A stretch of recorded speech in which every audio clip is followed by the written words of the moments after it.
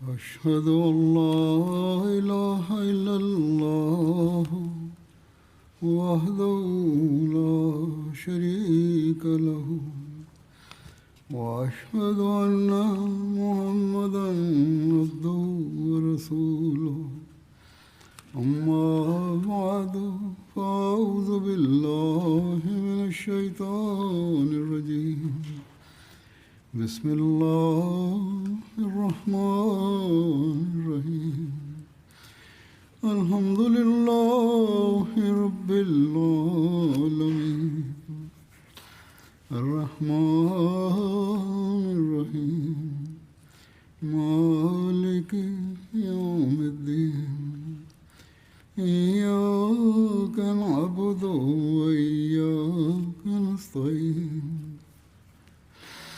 اهدنا الصراط المستقيم صراط الذين أنعمت عليهم غير المغضوب عليهم ولا الضالين. गुज़िरियल आचर ते अलाह ताला जे फज़ुल सां जलसो सालियानो यूके पंहिंजी पुॼाणी ते पहुतो हो. ही 3 ॾींहं वॾियुनि बरकतुनि वारा ऐं अलाह ताला जे फज़लनि खे ॾेखारण वारा हुआ. अलाह ताला जो वॾो अहसान आहे त उन असांखे हिननि 3 ॾींहंनि में पंहिंजे केतिरनि ई फज़लनि सां नवाज़ियो ऐं जलसे खे हर लिहाज़ खां बाबरकत फ़रमायो ऐं जलसो ख़ैर ख़ूबी सां पुॼाणी ते पहुतो. अलाह ताला जे फज़ल सां मौसम बि भलो रहियो ऐं सभई प्रोग्राम तमामु सुहिणे तरीक़े सां पुॼाणी ते पहुता. जलसे जी बुनियादी कारवाई माना त तक़रीरुनि ऐं ॿियनि प्रोग्रामनि खां अलावा तबलीगी ऐं मालूमाती लिहाज़ खां मुख़्तलिफ़ शोबनि नुमाइशुनि जी जेका तरतीब ॾिनी हुई इन जो बि अलाह ताला जे फज़ल सां ग़ैरनि ते तमामु भलो असरु थियो ऐं अहमदिन खे बि अक्सर माण्हुनि खे पंहिंजी मालूमात में अञा वाधारे जी तौफ़ीक़ मिली. अहिड़ी तरह MTA बि जलसे जी कारवाई जे विचनि वक़फ़नि में मुख़्तलिफ़ मालूमाती प्रोग्राम ॾेखारिया ऐं मालूमात ॾिनी जंहिंजो माण्हुनि ते तमामु भलो असरु थियो. ॿियनि मुल्कनि में वेठल अहमदिन बि इन खे ॾाढो पसंदि कयो त असांखे बि केतिरियूं ई नयूं ॻाल्हियूं पतो लॻियूं आहिनि. ऐं अहिड़ी तरह MTA हिन भेरे दुनिया जे तक़रीबन 56 मुल्कनि में 119 मर्कज़नि सां जलसे खे जोड़ियो. इन राब्ते जे ज़रिए ॿिन्ही पासे खां माण्हू हिक ॿिए खे ॾिसी सघनि पिया. असां हितां उन्हनि खे ॾिसी सघूं पिया ऐं हू उतां लाइव असांखे ॾिसी रहिया हुआ. सिर्फ़ु TV जी नशरियात न हुई जेका हू ॿुधी रहिया हुआ ऐं पर डायरेक्ट राब्तो बि हो जंहिंजो तमामु गहरो ऐं भलो असरु थियो.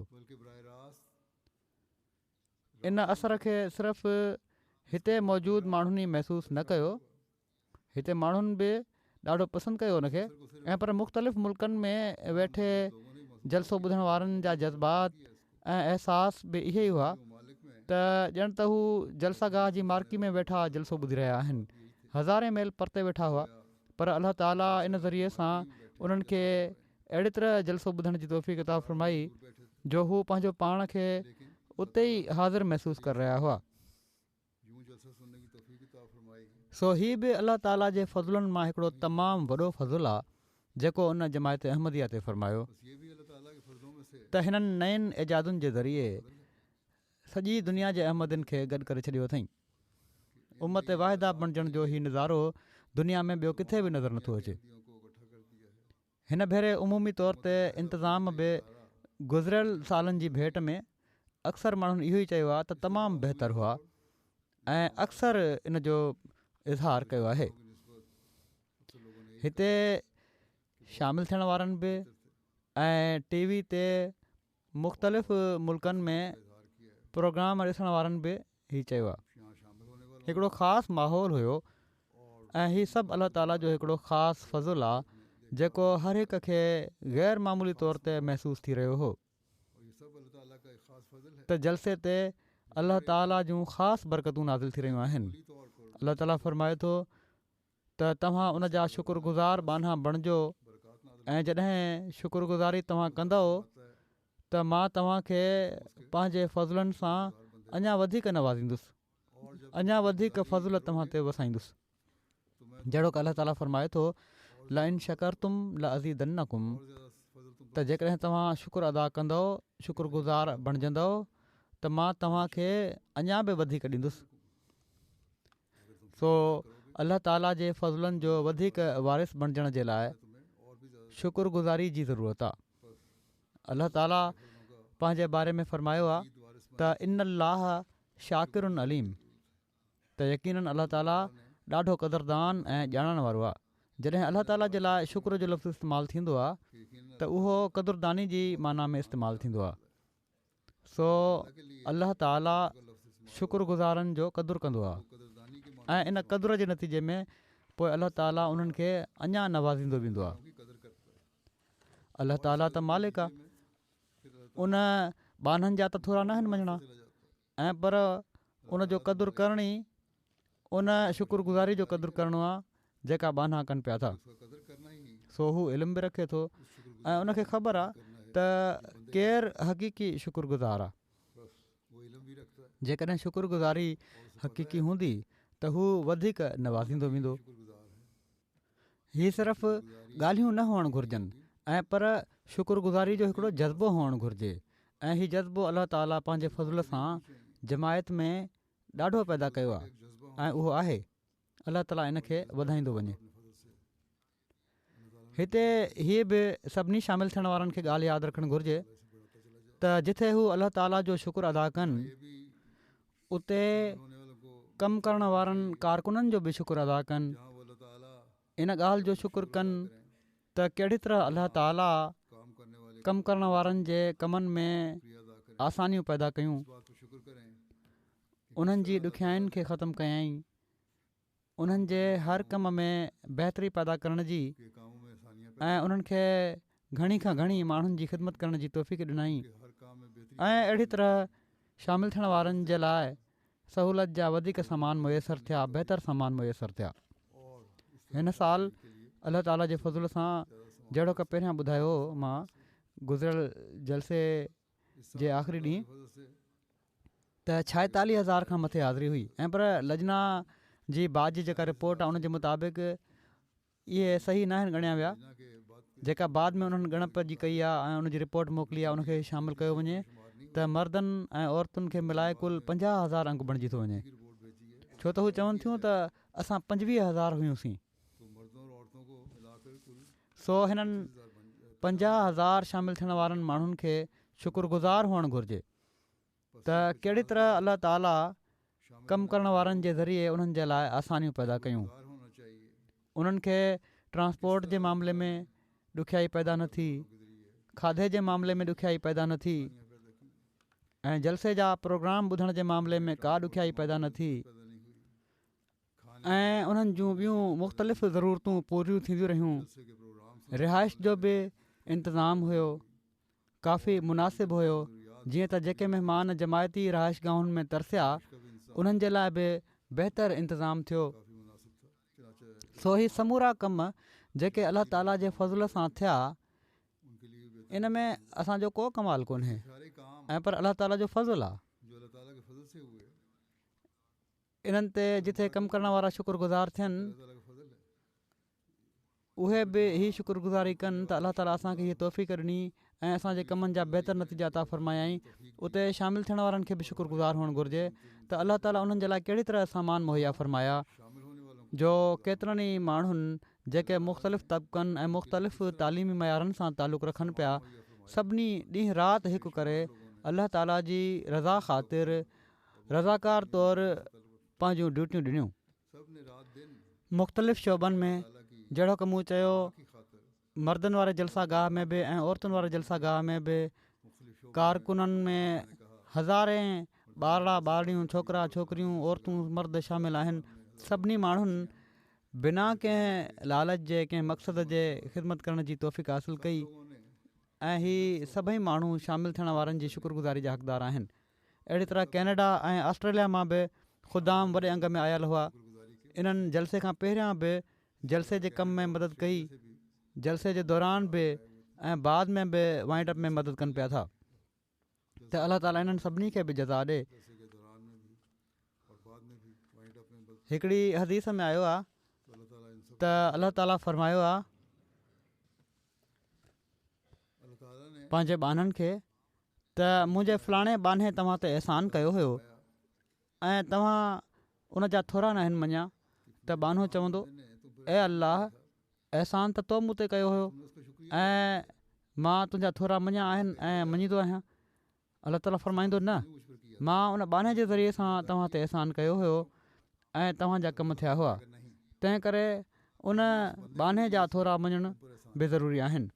सो अलाह ताला त पंहिंजे बाननि जे उन्हनि कमनि जो एतिरे क़दुरु कंदो आहे जेके उन जे ख़ातिर कया विया हुजनि, जो फ़रमाए थो त उन्हनि जा थोरा मञो।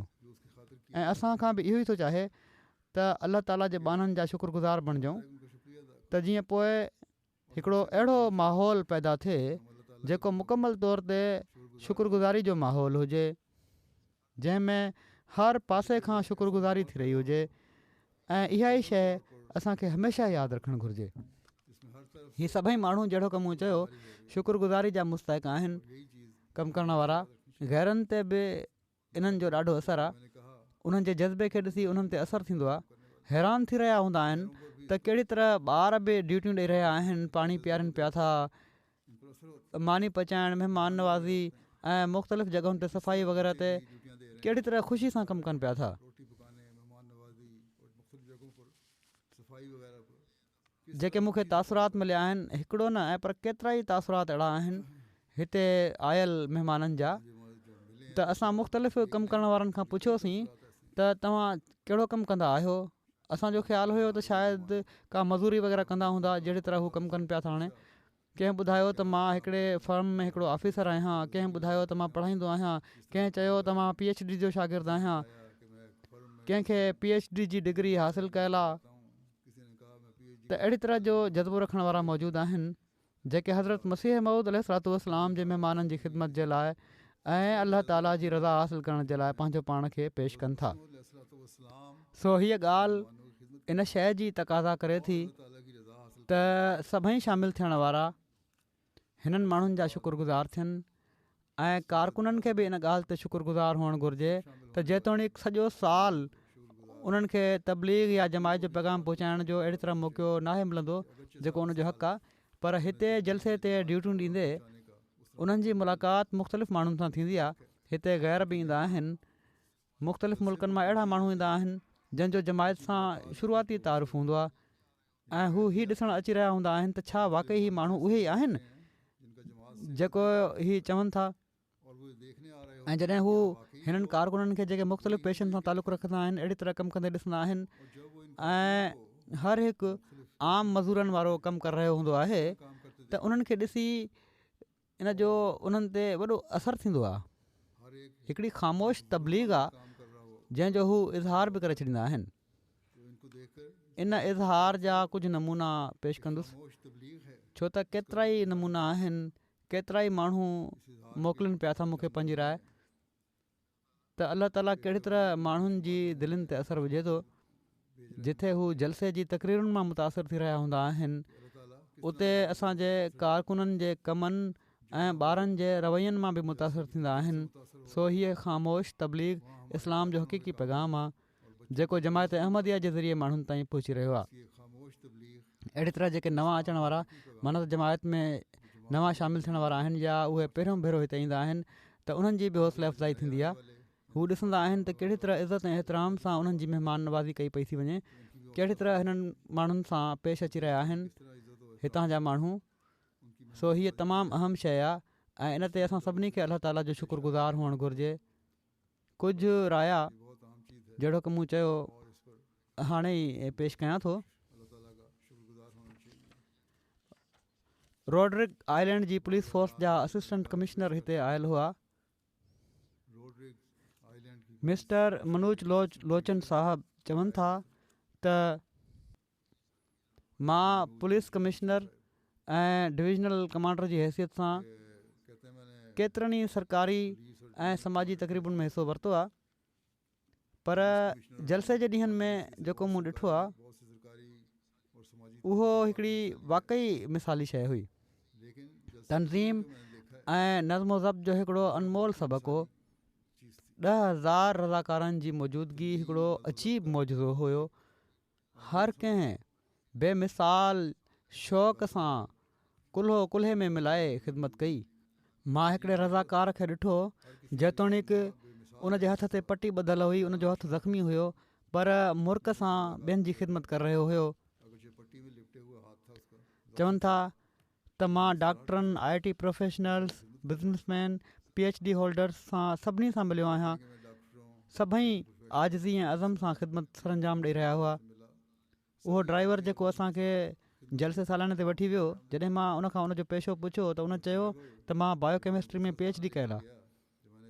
इन ते मूं ते ॾाढो असरु थियो। कम्यूनिटी जे मक़सद जे लाइ अहिड़ी अक़ीदत ऐं आजिज़ी मां पंहिंजी ज़िंदगी में कॾहिं बि तजुर्बो नाहे कई। पोइ चवनि था प्रोग्राम तमामु भलो हो, सिक्योरिटी जो इंतज़ाम तमामु भलो हो।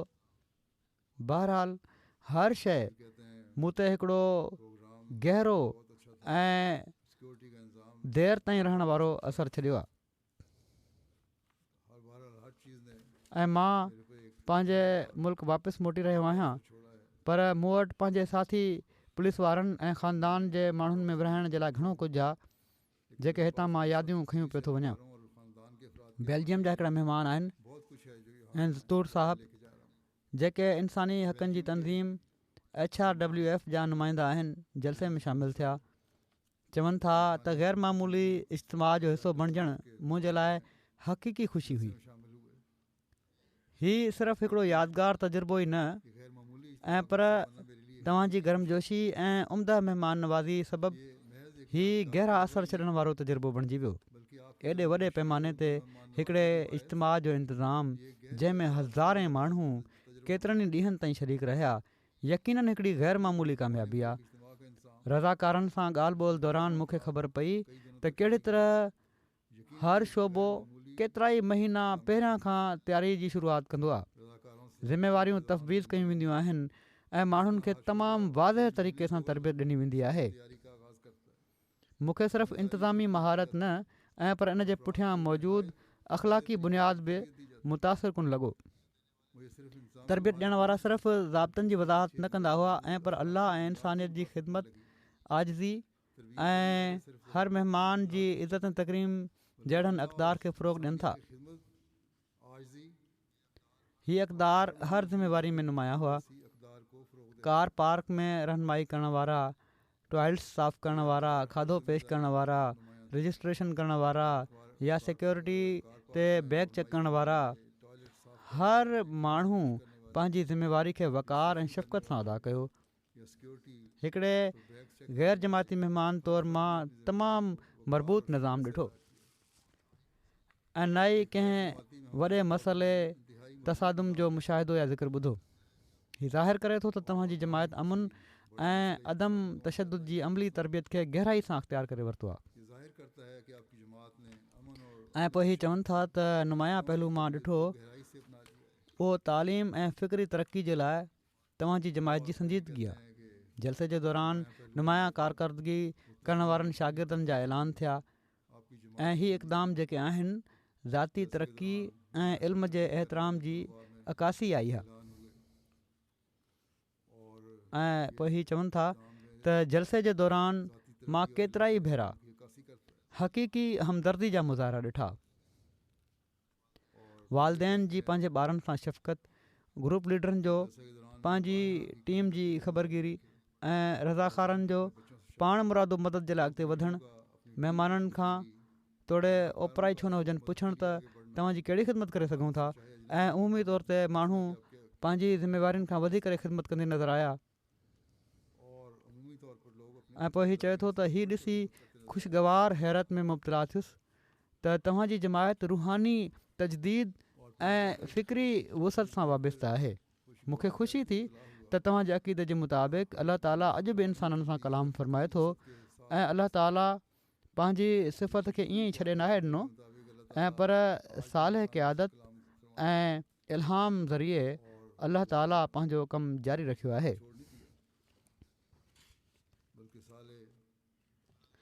ब्राज़ील मां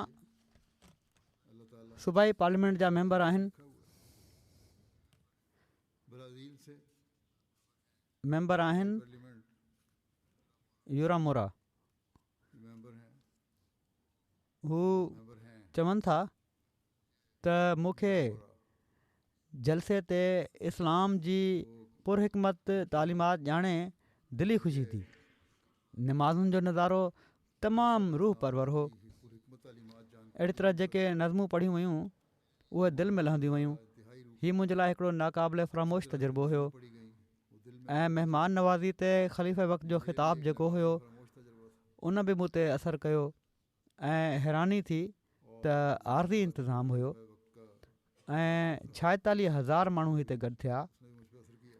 मां पंहिंजी अखियुनि सां नंढनि ॿारनि खे ॾिठो ऐं हू इन ख़्वाहिश जो ख़ुदि इज़हार करे रहिया हुआ त माण्हुनि खे पाणी पीअण जी ख़िदमत सरअंजाम ॾियनि। ख़िदमत ख़ल्क़ ऐं क़ुर्बानी जो हीउ जज़्बो तरबियत याफ़्ता दिलनि में ई थी सघे थो।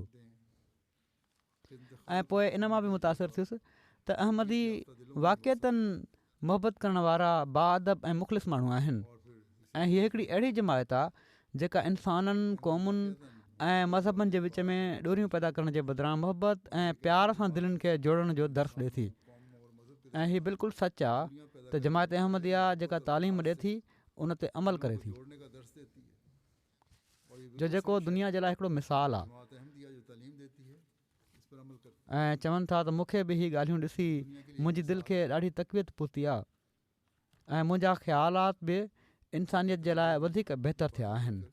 पोइ चवनि था त तव्हांजो मज़हब मुंहिंजे मज़हब खां मुख़्तलिफ़ थी सघे थो, पर हीउ बहरहाल हिकिड़ो अहिड़ो दीन आहे जेको इंसाननि खे अलॻि नथो करे ऐं पर जोड़े थो। ऐं मुंहिंजी दुआ आहे त तव्हां हमेशह इन रोशनी जा मुनारा बणिया रहो। जमायत अहमदिया ब्राज़ील में ऐं सॼी दुनिया में सलामत रहे ऐं तरक़ी कंदी रहे। मां माण्हुनि खे ख़ासि तौर ते ब्राज़ीलियन माण्हुनि खे चवणु चाहींदुसि त हू जमायत अहमदिया खे अची ॾिसनि त अहमदी सॼी दुनिया में रूहानी मज़हबी इल्मी ऐं इंसानी मैदाननि में कहिड़ी तरह पंहिंजो किरदारु अदा कनि पिया था। रोस्टियो कार्टस साहिबा आहिनि, चिली सां तालुक़ु रखनि थियूं। कैथोलिक यूनिवर्सिटी में थियोलॉजी ऐं इंटरफेथ डायलॉग जूं प्रोफेसर आहिनि। बैनुल मज़ाहिब तक़रीबुनि में मुख़्तलिफ़ तक़रीबुनि में शामिलु थींदियूं रहंदियूं आहिनि।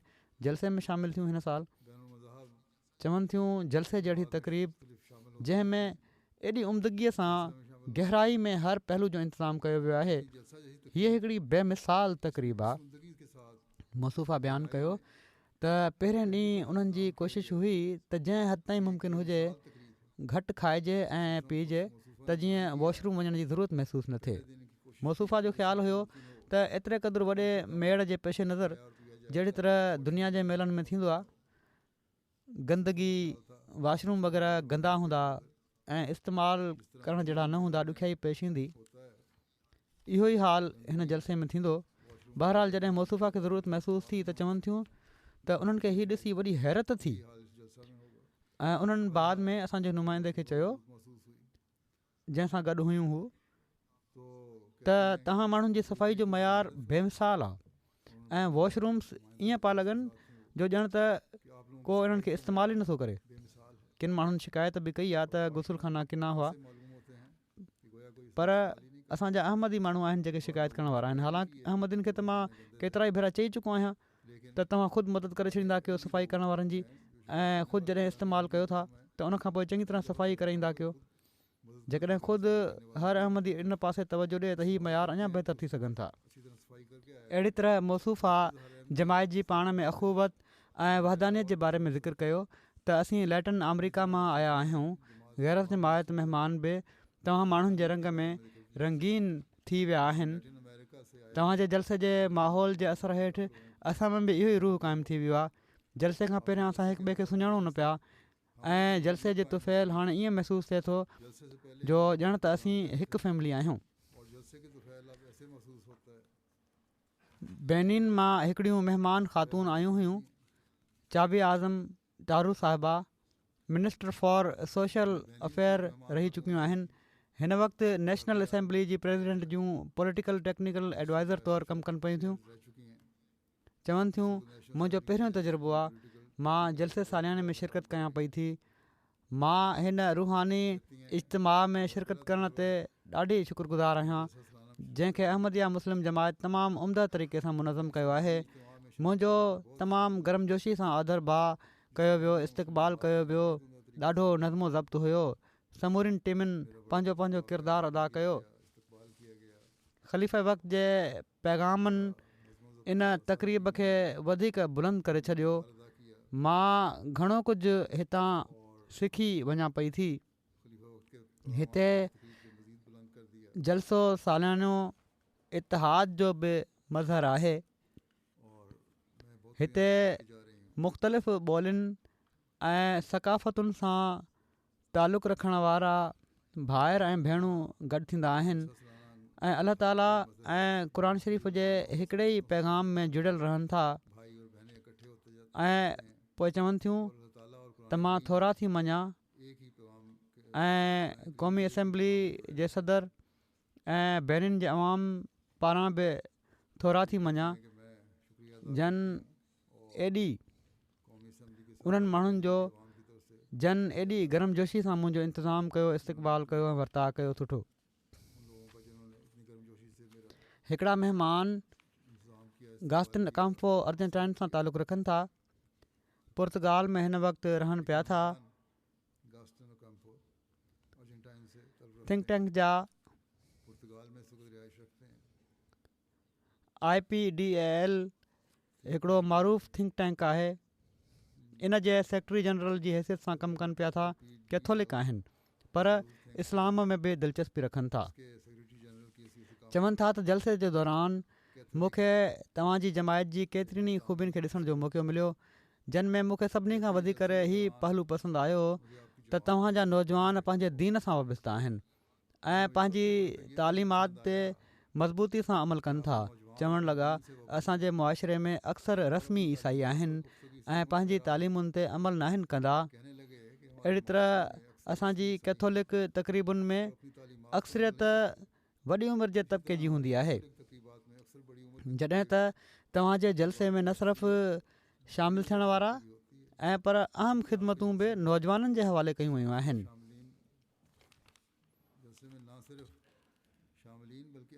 चवनि था त मूंखे हिकु पासे त हीउ ॾिसी तमामु भलो लॻो ऐं साण ई बहसियत कैथोलिक शर्म बि आयो त असां में उहो डिसिप्लिन जो मयारु कोन्हे जेको तव्हां माण्हुनि में आहे ऐं तव्हांजे ख़लीफ़े जी जेका इज़त कनि था ई माण्हू ऐं जहिड़ी तरह एतिराम कनि था, जहिड़ी तरह उन्हनि सां तालुक़ जो इज़हार कनि था, उहो बि हिकिड़ो मिसाली आहे। इटली मां हिकिड़ियूं महिमान जॉर्जिया याकोले साहिबा आहिनि। यूरोपियन पार्लियामेंट जूं इटली में सरकारी प्रेसिडेंसी जूं डायरेक्टर आहिनि। चवनि थियूं मूं सोचियो त हीउ सखणो हिकिड़ो मज़हबी इज्तिमा हूंदो पर मां ग़लति हुअसि। जलसो सालियानो हिकिड़ो हक़ीक़ी जज़्बाती तजुर्बो आहे जेको रूह ते गहरो नक्श छॾे थो। ईअं महसूसु थिए थो जीअं हिकिड़ी अहिड़ी दुनिया में दाख़िल थी वई आहियां जिथे ईमान, भाईचारो ऐं रूहानियत हिकु महसूसु थियण लॻा आहिनि ऐं पाण में ॻंढियल आहिनि। दुनिया जी मुख़्तलिफ़ कुंडुनि मां आयल हज़ारे माण्हुनि जो हिकिड़े ई मक़सद जे लाइ गॾु थियणु ॾिसणु, अलाह ऐं इंसानियत सां तालुक़ु मज़बूत करणु मुंहिंजे लाइ तमामु मुतासिर कुन तजुर्बो हो। जंहिं शइ मूंखे सभिनी खां वधीक मुतासिर कयो उहा शानदार तनज़ीम हुई। ऐं हीअ त सभु कुझु रज़ाकारनि जे ज़रिए अंजाम ॾिनो पियो वञे, जिन में ॿार, नौजवान, मर्द ऐं औरतूं सभई शामिल हुआ ऐं सभई तमामु महिरबान ऐं ख़ुशि अख़लाक़ हुआ। हीअ सभु जमायत अहमदिया जे असुलु पैगाम, अमुन, ख़िदमत ऐं बिना कंहिं लालच ऐं मक़सदु मुहबत जी अमली तस्वीर आहे। ऐं पोइ चवनि थियूं त हिकिड़ी शइ जेका मुंहिंजी दिलि में नक्श रहंदी हमेशह, अहिड़ो लम्हो आहे उहो दुआ जो हुयो जंहिंमें शिरकत जो मौक़ो मिलियो। हीअ ख़ामोशी गहरी माना ऐं तालुक़ सां भरपूर हुई। चवनि थियूं मुंहिंजे लाइ जलसो सालियानो सिर्फ़ु हिकिड़ी तक़रीब न ऐं पर हीअ ख़ुदि एहतिसाबी ऐं ॿियनि सां वर्ताव जे बारे में सोचण जी दावत हुई। गैरनि ते बि अहिड़ी तरह असरु थींदो आहे हिन जो।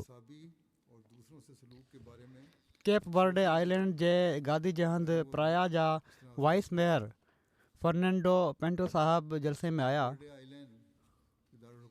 चवनि था जलसे जे बारे में पंहिंजे जज़्बात जो लफ़्ज़नि सां इज़हार नथो करे सघां। मुंहिंजी 65 साल उमिरि आहे ऐं मां दुनिया में वॾियूं वॾियूं कॉन्फ्रेंसूं अटेंड कयूं आहिनि, पर जलसे जहिड़ी वॾी ऐं मुनज़म कॉन्फ्रेंस किथे बि अटेंड नाहे कई जिथे 46,000 खां वधीक माण्हू शामिलु थिया ऐं हर हिकु माण्हू हिक ॿिए सां प्यार ऐं मुहबत सां पियो मिले ऐं सभई माण्हू हिकिड़ी फैमिली जो हिसो लॻी रहिया हुआ। चवनि था त हिन वक़्तु दुनिया में अमुन जे लाइ ख़ुदा जी ज़रूरत आहे। मुंहिंजी ख़्वाहिश आहे त जमायत अहमदिया जो पैगाम असांजे मुल्क में पखिड़िजे, असांजे लीडर्स ताईं बि हीअ पैगाम पहुचे, असांजे मुल्क में बि जमायत अहमदिया जा मिशन खुलनि। ऐं चवनि था त मां इमाम जमायत जूं सभई तक़रीरूं ॿुधियूं आहिनि, मुंहिंजी दिलि खे छुहियो आहे उन्हनि ऐं हीअ पैगाम जेको आहे दुनिया जे सभिनी लीडरनि खे बि ॿुधणु घुरिजे, उन्हनि खे बि पंहिंजनि ज़िम्मेवारियुनि जो अहसासु थिए। बेलीज़ मां नौमुबाए आहिनि एथन मारियानोस साहब। चवनि था त मुंहिंजो यकीन तमामु घणो वधी वियो आहे जलसे में शामिलु थी करे ऐं ख़लीफ़े वक़्त सां मिली करे। ऐं पोइ हीअ चवनि था त मां ख़लीफ़े वक़्त जो पंहिंजे आख़िरी साह ताईं वफ़ादार रहंदुसि ऐं मां ख़िलाफ़त सां मुहबत कयां थो। पोइ चवनि था त मग़रबी मुआशिरो असांखे हीअ थो सेखारे त जेकॾहिं को तव्हांजे लाइ कुझु करे पियो थो त बसि करणु ॾियो, पर हिते हर शख़्स इन कोशिश में आहे त वधि में वधि ख़िदमत करे त जीअं वधीक बरकत हासिलु थिए। हर को पंहिंजी हद खां वधी करे मदद करे रहियो आहे। हीअ ॾिसी ॾाढी ख़ुशी थी त उमिरि या नसुल जी का परवाह नाहे, सभई हिक ॿिए सां मुहबत रखनि था ऐं ख़िदमत करणु चाहिनि था। माण्हुनि सां ॻाल्हि ॿोल जे दौरान हीअ ॻाल्हि वाज़े थी त हिते माण्हू ख़िदमत ख़ल्क़ खे पंहिंजे पेशनि खां वधीक अहमियत ॾियनि था। हू पंहिंजूं नौकरियूं छॾे हिननि बरकतुनि खे हासिलु करणु वधीक अहम सम्झनि था। चवनि था त जलसे खां पोइ मुंहिंजी ज़िंदगीअ में जेका तब्दीली आई उहा हैरत अंगेज़ आहे। ख़िलाफ़त जो क़दुरु न ॼाणण खां वठी पंहिंजी दिलि में ख़लीफ़े वक़्त जे लाइ शदीद मुहबत थियण जो सफ़रु वाक़ई क़ाबिल ज़िक्र आहे। मूंखे पहिरियां क़दुरु न हुयो ख़िलाफ़त जो, पर हाणे वॾी मुहबत आहे मूंखे ख़िलाफ़त सां। चवनि था बेलीज़ में त कुझु माण्हू गॾु थियनि त झेड़ो थी पवंदो आहे। हिते 50,000 माण्हू असांजे शहर जी आबादी चवनि था त 50,000 आहे ऐं हिते बि इन जे लॻभॻि माण्हू शामिलु हुआ, पर बिल्कुलु अमुन हुयो। चवनि था तमामु मुनज़म इंतिज़ाम, तमामु बारीकी सां सोचियो वियो हर इंतिज़ाम, ॿारनि जो पाणी पेश करणु, नौजवाननि जो पार्किंग में गाॾियुनि जूं कतारूं लॻाइणु, खाधे जो विरहाङो ऐं सफ़ाई, हर शख़्स पूरे चाह ऐं मुहबत सां कमु करे रहियो आहे। हीअ सभु ॾिसणु हिकिड़ो तमामु मुतासिर कुन आला पेशनि सां तालुक़ु रखण वारा माण्हू बि बिना कंहिं अनाज जे ख़िदमत में मसरूफ़ आहिनि, सिर्फ़ु इन लाइ त हू ख़िदमत करणु चाहिनि था, अलाह जी रज़ा हासिलु करणु चाहिनि था। ऐं पोइ हीअ बि चवनि था नौजवाननि सां ॻाल्हि करे साम्हूं ॻाल्हि आई त तालीम ते ॾाढी तवजो ॾेई रहिया आहिनि सभई। चेक रिपब्लिक मां हिकिड़ा सीनियर प्रोफेसर पीटर पेलिकान जलसे में शामिलु थिया हुआ। इस्लामियात चेक रिपब्लिक में इस्लामियात ऐं इल्मुल फ़िक़ा जा माहिर आहिनि। हुकूमती सतह ते मुख़्तलिफ़ शोबनि ते फ़ाइज़ आहिनि। मुख़्तलिफ़ मज़मून मैगज़ीन्स ऐं अख़बारनि में लिखंदा आहिनि ऐं बुनियादी तौर ते सुन्नी मुस्लमान आहिनि। हीअ चवनि था त हिन भेरे मां हीउ ॿियो जलसो आहे मुंहिंजो। पहिरियां मां जर्मनी जे जलसे में शामिलु थियो हुउसि ऐं हिते बि उहो ई आला मयार मूं ॾिठो जेको पहिरियां मां ॾिठो हो। पर हिते हिकिड़ी वाधारी शइ हुई जेका ख़लीफ़े वक़्त जी मौजूदगी हुई, जंहिंजो मूं ते वॾो असरु थियो। चवनि था मां दुनिया में केतिरा ई इज्तिमा ऐं नुमाइशूं ॾिठियूं आहिनि, पर इन दर्जे जी यकजहती, मुहबत ऐं पुरमन फिज़ा पहिरियों भेरो ॾिठी आहे। हिते हर माण्हू जे चहिरे ते मुर्क ऐं ख़िदमत जो जज़्बो नुमाया हो, जो जेको अहमदिया जमायत जी आला तरबियत जो मज़हर आहे। चवनि था जेको पहिरियों ख़िताबु हुयो ख़लीफ़े वक़्त जो, उहो बि मुंहिंजे लाइ ग़ैर मुतवक़े ऐं हैरत अंगेज़ तजुर्बो हो। उन्हनि वॾी हक़ीक़त पसंदी सां सभई ॻाल्हियूं कयूं ऐं महिमाननि जे बारे में ॿुधायाऊं त कहिड़ी तरह उन्हनि जो ख़्यालु रखिणो आहे। उन्हनि जी दिलि शीशे वांगुरु हूंदी आहे, उन्हनि जो ख़्यालु रखिणो आहे। ऐं पोइ माण्हुनि इन पासे तवजो बि ॾिनी ऐं वाक़ई ख़्यालु रखियऊं।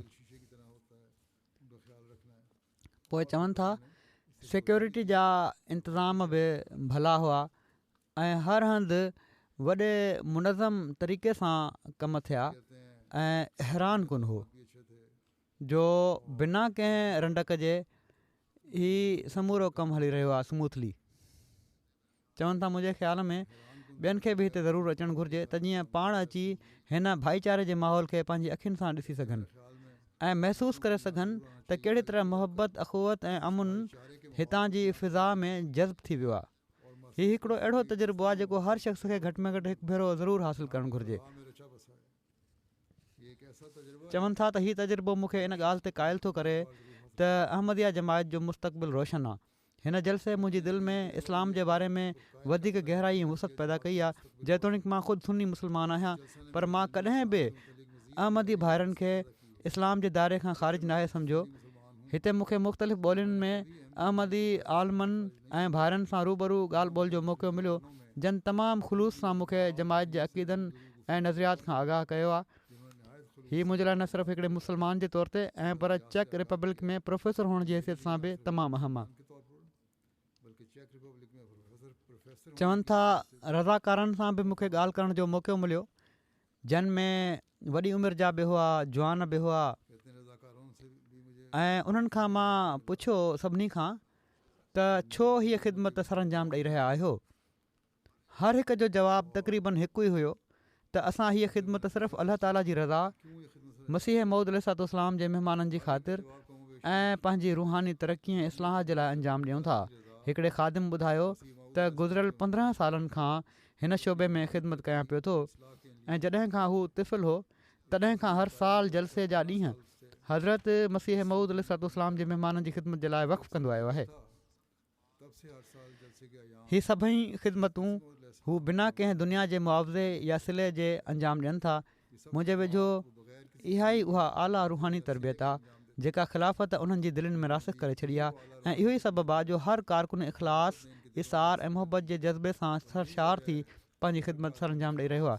मुंहिंजी दिलि में हिननि मुख़लिस रज़ाकारनि जे लाइ तमामु घणो एतिराम ऐं अक़ीदत आहे, जेके हर मौसम, हर हालत में बिना कंहिं लालच जे पंहिंजूं तवानायूं पेश करण जे लाइ तयारु रहंदा आहिनि। ऐं चवनि था त हिकिड़े प्रोफेसर तौरु मुंहिंजे लाइ हीअ ॻाल्हि बि ख़ुशगवार ऐं हैरत अंगेज़ हुई त जमायत अहमदिया तालीम ऐं तदरीस खे केतिरो अहमियत ॾिए थी। बुक स्टॉल्स ते केतिरा ई कलाक मां वक़्तु गुज़ारियो, मुख़्तलिफ़ किताबनि जो गौर सां मुतालियो कयो, उन्हनि जे मयार, मवाद ऐं इल्मी अंदाज़ खे तमामु उम्दा ऐं साराह जोॻो ॾिठुमि। हीअ हिकिड़ी हैरत अंगेज़ ऐं मुतासिर कुन इल्मी ख़िदमत आहे ऐं अहिड़ी तरह हिननि जा अहसास ऐं ख़्याल आहिनि। फ्रेंच गियाना मां नोमबाया आहिनि अरमीना मालासिंगा। चवनि थियूं जलसे जे दौरान सभिनी खां वधीक दिलि खे छुही वठण वारी ॻाल्हि माण्हुनि जो अख़लाक़ ऐं उन्हनि जी महिमान नवाज़ी हुई। जेकॾहिं तव्हां थकियल हुजो ऐं वेहण जे लाइ जॻह घुरिबल हुजे त उहे माण्हू जेके पहिरियां वेठा हूंदा हुआ फ़ौरन उथी पंहिंजी जॻह ॾेई छॾींदा हुआ हिकिड़ो अजीब सुकून ऐं आज़ादी जो अहसासु हुयो, हिकिड़ी रूहानी फ़िज़ा जेका बयान खां ॿाहिरि आहे। ऐं सभिनी खां वधीक मुयसरु लम्हो उहो हुयो जॾहिं मां ख़लीफ़े वक़्त खे ॾिठो ऐं मुलाक़ात कई। बेअख़्तियार मुंहिंजी अखियुनि मां ॻोढ़ा वही पिया। शुरू में ई ख़िलाफ़त सां तालुक़ ऐं वफ़ा जो इज़हार, हीअ सभई ॻाल्हियूं ख़ुदा ताला तरफ़ां ई पैदा कयल आहिनि, को इंसानु पैदा नथो करे सघे। बल्गारिया मां बि हिकिड़ियूं नोम बाया आहिनि। एविलिनिया साहिबा चवनि थियूं त मां पंहिंजे घर में अकेली अहमदी आहियां। मां अहमदियत खे तमामु गहराई सां पढ़ियो ऐं 3 सालनि जी तहक़ीक़ खां पोइ क़बूलु कयो। हीउ मुंहिंजो UK जो पहिरियों जलसो आहे। हीउ हिकिड़ो तमामु रुहानी जलसो हुयो, जेतोणीकि मां वॾे वक़्त खां इन मौक़े जो इंतज़ारु करे रही हुअसि त UK जो जलसो पाण ॾिसां, जेको हितां जो सभिनी खां वॾो जलसो आहे, छो त ख़लीफ़तुल मसीह इन में शामिलु थींदा आहिनि ऐं ख़िताब बि कंदा आहिनि। चवनि थियूं त हिननि बाबरकत ॾींहंनि जे दौरान मां हिकिड़ी बेमिसाल रूहानी फ़िज़ा खे महसूसु कयो ऐं इन जो हिसो बणिजण जी तौफ़ीक़ हासिलु कई। ख़ुदा जे फ़िदाइनि जे विच में रही मुंहिंजो पंहिंजो तालुक़ बि ख़ुदा ताला सां अञा वधीक मज़बूत थियो। भाईचारे जो जज़्बो ऐं आला अख़लाक ऐं रूहानी मयार जेको हर पहलू में नज़र आयो, मुंहिंजी दिलि ते गहरो असरु छॾे वियो। मां दिलि जी गहराइनि सां उन्हनि सभिनी कारकुननि, रज़ाकारनि ऐं मुंतज़मनि जा थोरा मञणु चाहियां थी जन हिन अज़ीमुशान जलसे जे इनेकाद जे लाइ बेथक महिनत कई। मुंहिंजो तजुर्बो तमामु शानदार रहियो ऐं ॾाढो मुतासिर कुन हुयो त केतिरे क़दुरु बारीक बीनी सां महिमाननि जी सहूलत ऐं आराम जो ख़्यालु रखियो वियो। चवनि थियूं हिन बाबरकत जलसे जी पुॼाणी ते मां घर वापसि अहिड़े ईमान सां मोटंदसि जेको पहिरियां खां वधीक मज़बूत आहे ऐं अहिड़े इल्म सां जेको वधीक सही आहे ऐं इन यकीन सां त मुंहिंजो तालुक़ु हाणे हक़ीक़ी इस्लाम सां आहे। मुंहिंजे लाइ सभिनी खां वधीक असर अंगेज़ लम्हो उहो हुयो जॾहिं ख़लीफ़तुल मसीह जो हज़रत मसीह मऊद अलैहिस्सलाम जी आमद जे बारे में ख़िताबु थियो, जंहिंजो वाइदो असांजे नबी सल्लल्लाहु अलैहि वसल्लम फरमायो हो। जेतोणीकि मां इन मौज़ू ते पहिरियां बि ग़ौर करे चुकी हुअसि, पर ख़लीफ़े वक़्त जे लफ़्ज़नि मूंखे नई बसीरत ॾिनी आहे ऐं मूंखे नवां पासा ॾेखारिया आहिनि जेके पहिरियां मुंहिंजे साम्हूं न आया हुआ। ऐं चवनि थियूं हीउ ख़िताबु उन्हनि इल्ज़ामनि ऐं शक शुबहनि जो भरपूर ऐं मुदलल जवाबु हुयो जेके किन मुख़ालिफ़नि तरफ़ां ख़ातमुन नबीन खां पोइ कंहिं अचण वारे जे इम्कान ते कया वञनि था। हीअ तक़रीर मुंहिंजे फ़हम खे वुसत ॾियण वारी, मुंहिंजी बसीरत खे गहरो करण वारी ऐं मुंहिंजे नुक़्ते नज़र खे वधीक जामे करण वारी बणी आहे। ऐं पोइ चवनि थियूं हिकिड़ी ॿी तक़रीर जंहिं मुंहिंजी दिलि ते गहरो असरु छॾियो आहे, उहा आहे क़ुर शरीफ़ जा ख़ुदा जे तरफ़ां हुअण जा दलील। हीअ ॿुधी त मौजूदा दौर जे एतिराज़नि खे केतिरे क़दुरु मुंतक़ी, मुदलल ऐं वाज़े अंदाज़ में रद्द कयो वियो आहे, मूंखे न सिर्फ़ु दिली सुकून मिलियो ऐं पर हिकिड़ो नओं एतमाद बि हासिलु थियो त मां बि हाणे हिननि इल्ज़ामनि जो दिफ़ा करे सघंदसि जॾहिं बि कंहिं महफ़िल में क़ुर शरीफ़ जी सचाई ते हमिलो कयो वञे। त हीउ नओं जज़्बो आहे जेको हिननि माण्हुनि में पैदा थिए थो। ब्राज़ील मां हिकिड़ा महिमान इगोर लोकास हिकिड़ा सहाफ़ी आहिनि ऐं मेंबर सूबाई पार्लियामेंट जा सेक्रेटरी आहिनि।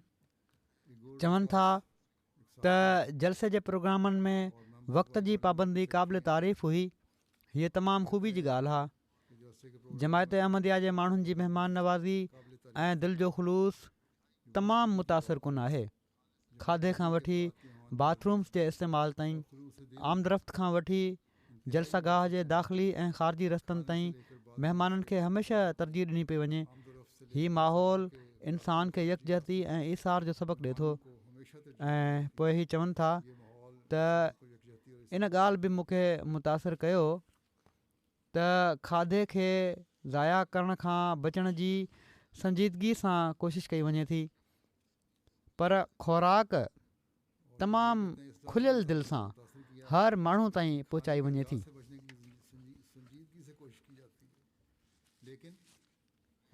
इंडोनेशिया जा हिकिड़ा महिमान आहिनि, गोमार गुलतुम। ही पादरी आहिनि, कम्यूनियन ऑफ चर्चिस इंडोनेशिया जा चेयरमैन रही चुका आहिनि। चवनि था मां अहमद खे ॼाणंदो हुउसि, पर हिन जलसे जे ज़रिए मां बहितर तरीक़े सां सम्झो त अहमदियत हिकिड़ी रुहानी तहरीक आहे जेका कादियान हिकिड़े नंढड़े ॻोठ मां शुरू थी हुई ऐं हाणे हीअ हिकिड़ी आलमी रुहानी तहरीक बणिजी चुकी आहे। मूं ॾिठो त कीअं मुख़्तलिफ़ मुल्कनि मां अहमदी माण्हू अलाह ताला सां तालुक़ु पैदा करण जे लाइ हिकिड़े ई जज़्बे सां हाज़िर थिया। चवनि था मुतासिर कुन ॻाल्हि हीअ हुई त इंसान जे अलाह ताला सां तालुक़ खे गहरो बणाइण ते ज़ोर ॾिनो वियो आहे। हीअ हिकिड़ी अहिड़ी ॻाल्हि आहे जंहिंखे केतिरा ई माण्हू नज़रअंदाज़ करे छॾींदा आहिनि, पर हिते हीअ बुनियादी शइ बणिजी थी वञे ऐं अहिड़े क़िस्म जा तासुरात आहिनि हिननि जा। आइसलैंड मां हिकिड़ा महिमान नंड किसोरो साहब यूनिवर्सल पीस फेडरेशन जा चेयरमैन आहिनि। चवनि था मती 7:16 में लिखियलु आहे त तव्हां उन्हनि जे मेवनि मां उन्हनि खे सुञाणे वठंदव। हीअ लफ़्ज़ मुंहिंजे लाइ जलसे सालाने 2025 जे दौरान तमामु मुयसरु ऐं ज़िंदा हक़ीक़त बणिजी साम्हूं आया। जलसे में शामिलु थियण वारनि जा चिमकंदड़ ऐं ख़ुशी सां भरपूर चहिरा ॾिसी मुंहिंजी दिलि ते गहरो असरु थियो। मुंहिंजी नज़र में हीअ इन ॻाल्हि जी वाज़े निशानी हुई त ख़ुदावंद हिननि ॿारनि जे एके खे ॾिसी ख़ुशि आहे जेके उन जी रज़ा जी तलाश में गॾु थिया आहिनि। ह्यूमैनिटी फस्ट जा हिकिड़ा कारकुन जेके अफ्रीका में इंसानी हमदर्दी जी ख़िदमत अंजाम ॾेई रहिया हुआ, उन्हनि ॿुधायो त हीअ ख़िदमत न सिर्फ़ु ॿियनि जे लाइ फ़ाइदेमंद आहे ऐं पर उनखे अलाह ताला जे वेझो बि वठी थी वञे। हीअ ईमान जी अमली तौर ते ज़ाहिर करण जी हिकिड़ी ताक़तवर यादि ॾियाराइण वारी ॻाल्हि आहे ऐं अहिड़े क़िस्म जा केतिरा ई तासुरात आहिनि हिननि जा। काज़ाकिस्तान मां हिकिड़ियूं गैरस जमायत महिमान सालिया साहिबा चवनि थियूं त मुंहिंजो तालुक़ु काज़ाकिस्तान सां आहे। मूंखे पहिरियों भेरो जलसे में शामिलु थियण जो मौक़ो मिलियो।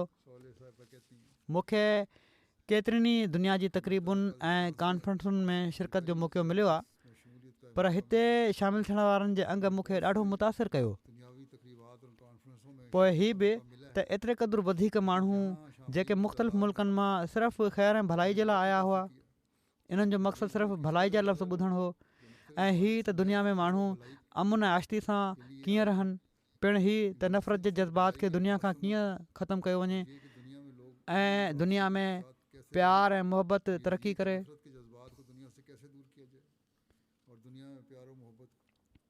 पोइ हीअ चवनि थियूं त ख़लीफ़तुल मसीह जा लफ़्ज़ औरतुनि जे मक़ाम खे बुलंद करण जे हवाले सां तमामु शानदार हुआ।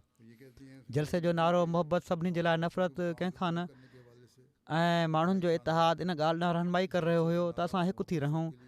मां अहिड़े क़िस्म जा लफ़्ज़ कॾहिं बि न ॿुधा ऐं हीअ सभु कुझु रूह में रचा कंदो पियो वञे। हीअ चवनि थियूं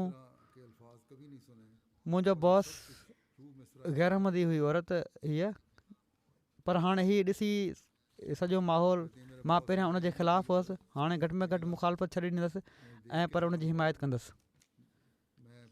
ऑस्ट्रिया मां मुश्ताक ज़हीर निज़ा साहब ही आया हुआ।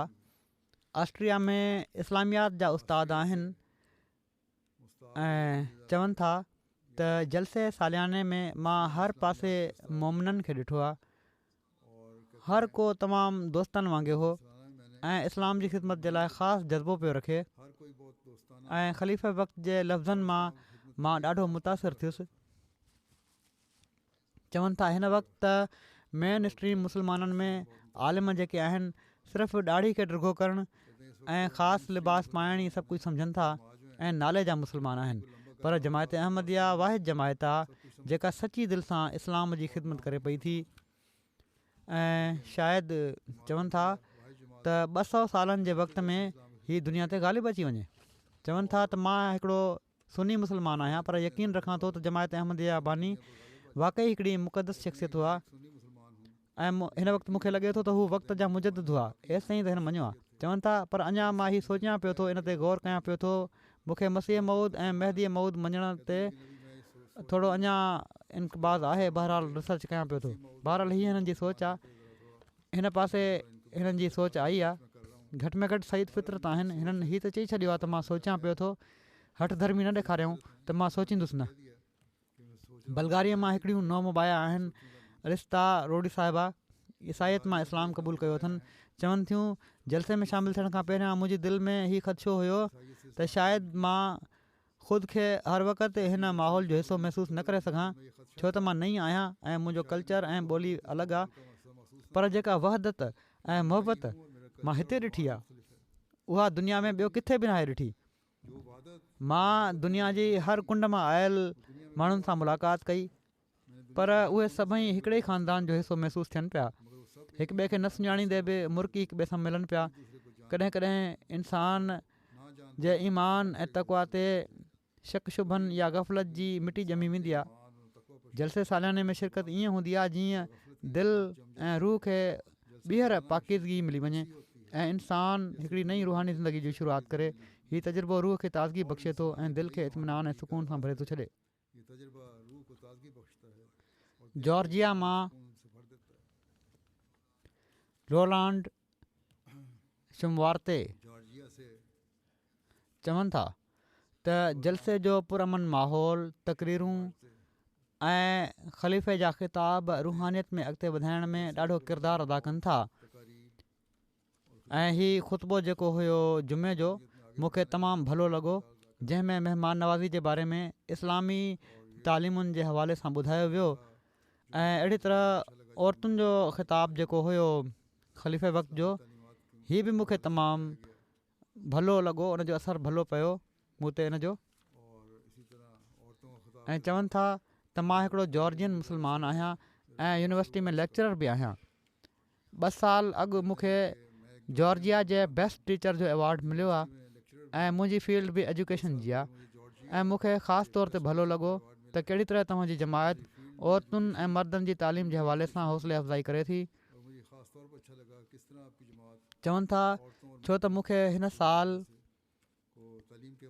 इस्लामी उसूल की फ़िलासफ़ी जो अंग्रेज़ी मां जॉर्जियन ॿोली में तर्जुमो करण जी तौफ़ीक़ मिली आहे। तर्जुमो करण महिल मूंखे ॾाढो मज़ो आयो ऐं ख़लीफ़तुल मसीह आचर जे ॾींहुं जेको इख़्तितामी ख़िताब में इन ॻाल्हि जो ज़िक्र कयो त ॿिया मुस्लमान जेके तव्हांखे नफ़रत जी नज़र सां ॾिसनि था, उन्हनि जे कूड़े इल्ज़ामनि जो रद्द इस्लाम जी ख़ूबसूरत तालीम सां ॾिनो वियो आहे, जेको मूंखे तमामु भलो लॻो। ऐं पोइ बैत जो नज़ारो उन मूंखे ॾाढो मुतासिर कयो।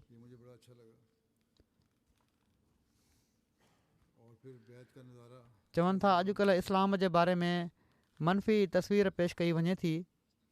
जंहिं बि इस्लाम जी ख़ूबसूरत तालीम ॾिसणी आहे त हू जलसे ते अचे ऐं मोहबत, भाईचारे ऐं अमन जी फ़िज़ा खे पंहिंजी अखियुनि सां ॾिसी मुशाहिदो करे।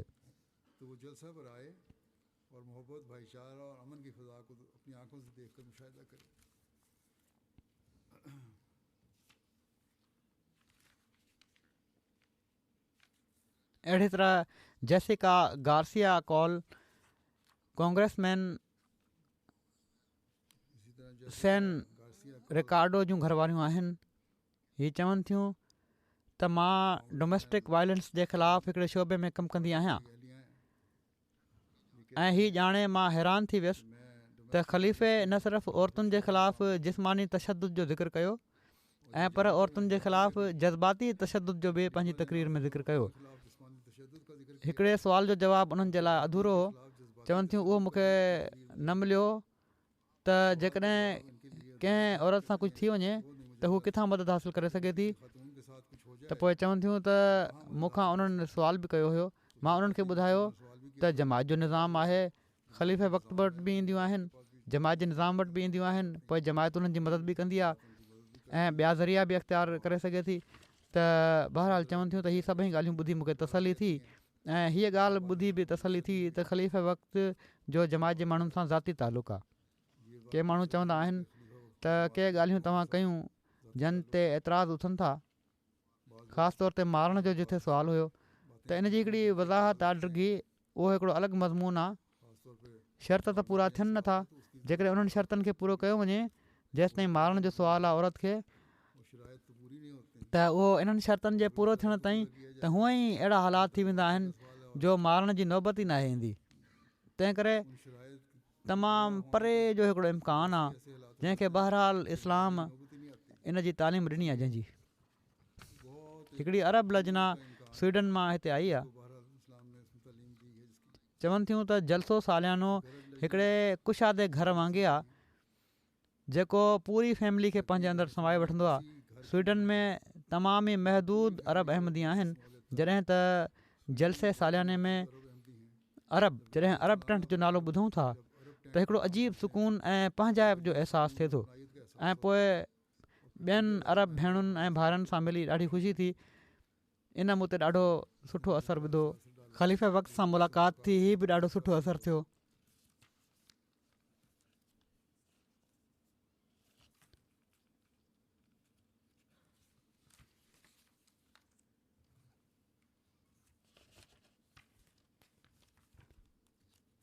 अलाह ताला सभिनी महिमाननि जा जेके शामिलु थिया आहिनि वधीक सीना खोले ऐं हू अहमदियत ऐं हक़ीक़ी इस्लाम खे सम्झण वारा ऐं ज़माने जे इमाम खे मञण वारा बणिजनि। नोमुबाइन खे बि ईमान ऐं इख़लास में वधाईंदो रहे। अहिड़ी तरह हर अहमदी खे बि तौफ़ीक़ ॾिए त जलसे ते उन्हनि जेके प्रोग्राम ॾिठा ॿुधा इन ते अमल करण वारा थियनि, उनखे पंहिंजी ज़िंदगीनि जो हिसो बणाइण वारा थियनि, दीन खे दुनिया ते मुक़दम करण वारा थियनि ऐं हीउ जज़्बो हमेशह क़ाइमु रहे। जलसे जी बरकतुनि मां हर अहमदी हमेशह हिसो वठंदो रहे ऐं पंहिंजे नफ़्स ऐं पंहिंजे माहौल जी इस्लाह जे लाइ बि भरपूर कोशिशि करण वारा थियनि। इन बारे में प्रेस जी रिपोर्ट बि ॾेई छॾियां मुख़्तसिर। इटली जी प्रेस कवरेज में शाया थियूं आहिनि रिपोर्टूं ऐं चवनि था त हिन जलसे जे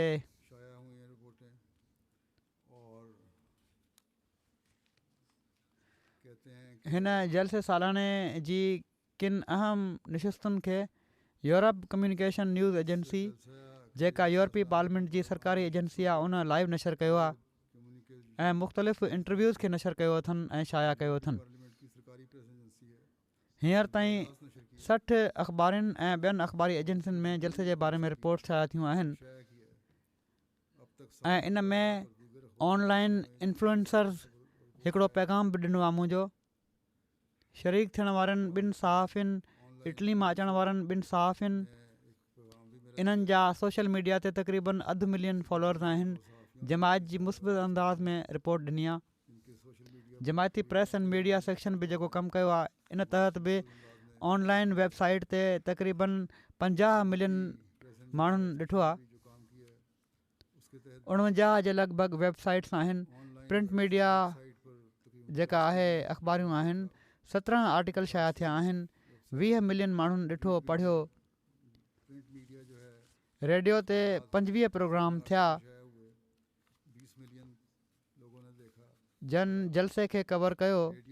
25 प्रोग्रामनि में जलसे खे कवर कयो वियो ऐं ॿुधण वारनि जो अंगु 20 मिलियन हुयो। टीवी ते जलसे खे कवरेज ॾिनी वई। टीवी चैनल्स खे 5 मिलियन जे लॻभॻि ॾिसण वारा आहिनि। अहिड़ी तरह मीडिया आउटलेट्स, जर्नलिस्ट ऐं पब्लिक फिगर्स में सोशल मीडिया में इन हवाले सां घणो कुझु लिखियो वियो ऐं सोशल मीडिया जे ज़रिए सां 14 मिलियन ताईं हीअ ख़बर वई।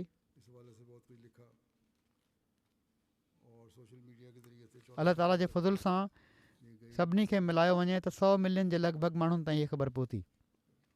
मशहूरु मीडिया आउटलेट्स जेके आहिनि उहे ITV आहे, LBC आहे, दी टाइम्स, दी गार्डियन, टेलीग्राफ, डेली मेल, इंडिपेंडेंट, BBC, अल अरबी 21, daily express, London evening standard ऐं न्यू अरब शामिल आहिनि। ऐं अहिड़ी तरह केतिरा ई ॿिया बि मीडिया आहिनि जन ताईं ख़बर पहुती आहे।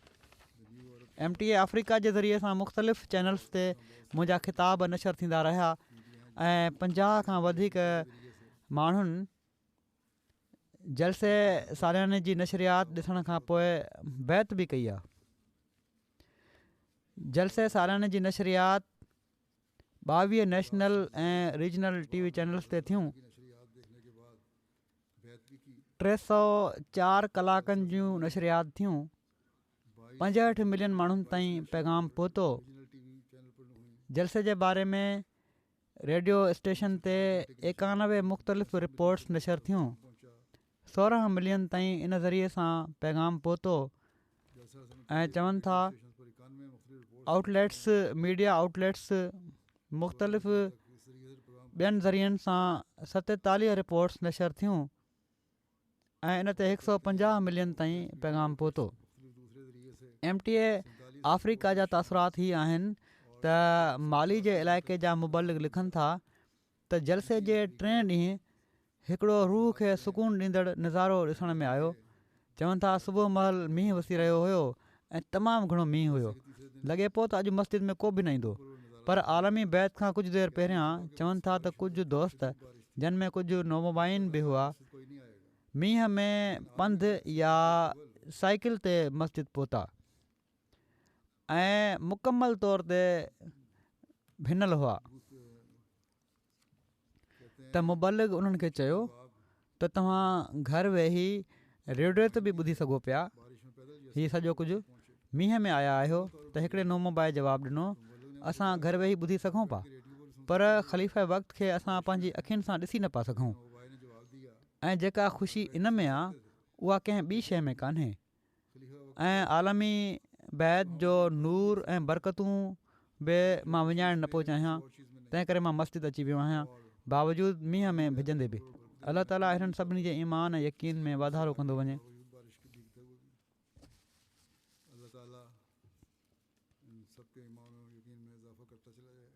निमाज़ खां पोइ मां हिकिड़ो जनाज़ो ग़ाइब बि पढ़ाईंदुसि। हीउ मुकरम अब्दुल करीम जमाल योदे साहब ऑफ गज़ा जो आहे। कुझु ॾींहं पहिरियां इसराइली फ़ौज जी फायरिंग सां ई शहीद थी विया हुआ। इन्ना लिल्लाहि व इन्ना इलैहि राजिऊन। मरहूम जा भाउ चवनि था त हिननि जी उमिरि 45 साल हुई, शादीशुदा हुआ, 4 धीअरूं ऐं 2 पुट आहिनि। सभिनी खां वॾे पुट जी उमिरि 16 साल आहे ऐं सभिनी खां नंढे ॿार जी उमिरि 2.5 साल आहे। गज़ा जी पटी में जमालिया जे इलाइक़े में रहंदा हुआ। क़दामत पसंद मुस्लमान ख़ानदान में वॾा थिया। 11हीं जमायत खां पोइ घर जे ख़र्चनि में वालिद जी मदद जे लाइ पंहिंजे वालिद सां गॾु बिल्डिंग जे कम में शामिलु थी विया।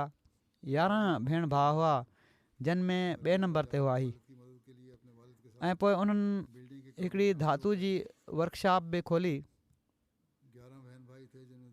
जंहिंखे इसराइली हमले में राथो वियो।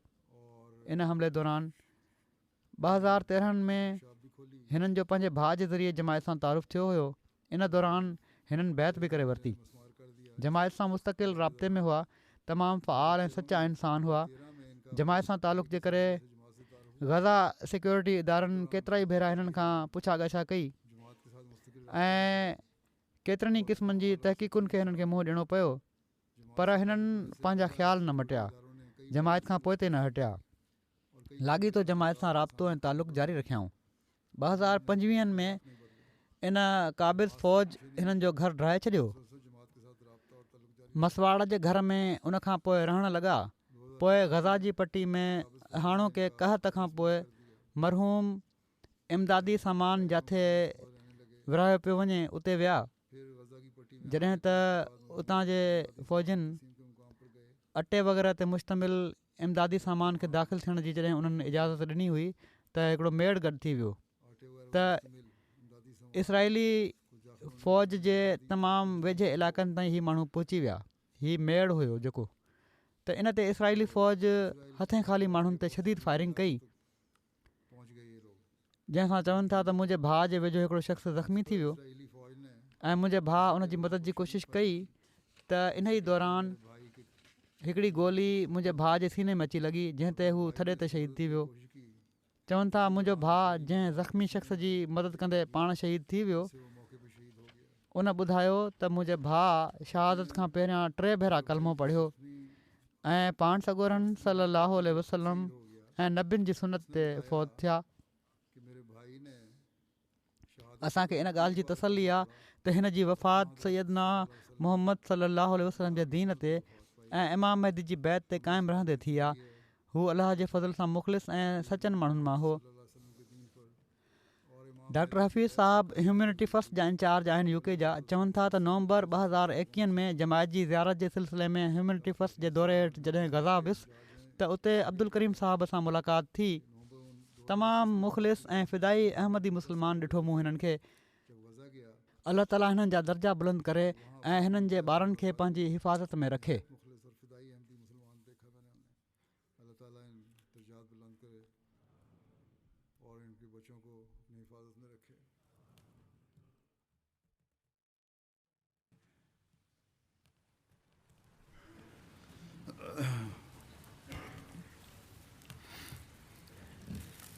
अल्हम्दुलिल्लाह अल्हम्दुलिल्लाह नहमदुहु व नस्तईनुहु व नस्तगफिरुहु व नुमिनु बिही व नतवक्कलु अलैहि व नऊज़ु बिल्लाहि मिन शुरूरि अनफुसिना व मिन सय्यिआति अअमालिना मन यहदिहिल्लाहु फला मुदिल्ल लहु वमन युद्लिल्हु फला हादिय लहु वनशहदु अन ला इलाहा इल्लल्लाह वनशहदु अन्ना मुहम्मदन अब्दुहु व रसूलुहु। इबादल्लाहि रहिमकुमुल्लाह इन्नल्लाहा यअमुरु बिल अदलि वल इहसानि व ईताइ ज़िल क़ुर्बा वयन्हा अनिल फ़हशाइ वल मुनकरि वल बग़य यइज़ुकुम लअल्लकुम तज़क्करून। उज़्कुरुल्लाह यज़्कुरुकुम वदूहु यस्तजिब लकुम वलज़िक्रुल्लाहि अकबर।